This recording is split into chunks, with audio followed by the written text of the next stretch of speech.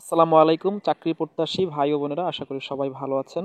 তো যারা 18তম শিক্ষক নিবন্ধনের পরীক্ষা দিয়েছেন তাদের অনেককেই দেখলাম আমি বিভিন্ন ফেসবুক গ্রুপে এবং বিভিন্ন সোশ্যাল মিডিয়াতে আপনারা পোস্ট করতেছেন যে 18তম শিক্ষক নিবন্ধনের ফল 18তম শিক্ষক নিবন্ধনের পিলির ফল কবে দেবে। সবাই খুব আসলে চিন্তায় আছেন এটা নিয়ে যে কবে রেজাল্ট দেবে, তারপরে হচ্ছে লিখিত পরীক্ষার প্রস্তুতি নিতে হবে। তো সবাইকে আমি একটা অনুরোধ করবো, সেটা হচ্ছে যাদের পরীক্ষা ভালো হয়েছে এবং যাদের এই তো এতটুকু বিশ্বাস আছে যে যারা 40% বেশি মার্ক পাবেন তাদের বলবো যে রেজাল্টের চিন্তা না করে চোখ বুজে আপনি লিখিত পরীক্ষার প্রস্তুতি নেন। আর যাদের পরীক্ষা খারাপ হয়েছে তাদের বলবো যে 19তম শিক্ষক নিবন্ধনের প্রস্তুতি নেন। এটা আসলে কাজে লাগবে।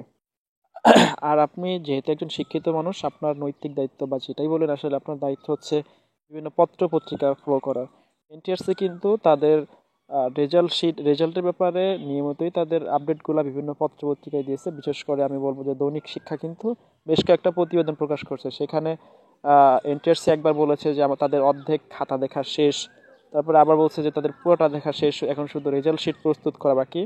সর্বশেষ আপনার হচ্ছে 12ই মে দৈনিক শিক্ষা একটি প্রতিবেদন প্রকাশ করেছে। সেখানে দৈনিক শিক্ষা দাবি করেছে যে এনটিআরসি চাচ্ছে যে আগামী 1 সপ্তাহের মধ্যে রেজাল্ট প্রকাশ করতে। অর্থাৎ তার মানে এটা বোঝাচ্ছে যে 12 তারিখে তারা চাচ্ছে, হচ্ছে 12 তারিখে বলছে 1 সপ্তাহ, তার মানে আমরা বুঝতে পারি যে 20 তারিখের মধ্যেই এনটিআরসি 18তম শিক্ষক নিবন্ধনের পিলির ফলাফল প্রকাশ করতে চাচ্ছে। তো এই হচ্ছে এনটিআরসির পিলির ফলাফলের আপডেট। আপনাদের কাছে অনুরোধ করবো, আপনারা আসলে এগুলো নিয়ে আসলে বেশি চিন্তা ভাবনা না করে পত্র পত্রিকাগুলো ফলো করবেন, এখান থেকে আসলে বিশ্বাসযোগ্য তথ্য পাবেন। দেখা যাচ্ছে আপনি ফেসবুকে ঢুকলেন একটা এই তথ্যর জন্য, দেখা যাবে যে অনেক সময় নষ্ট হয়ে যাবে। তো সবাইকে ধন্যবাদ এই ভিডিওটা সুন্দর মতো দেখার জন্য।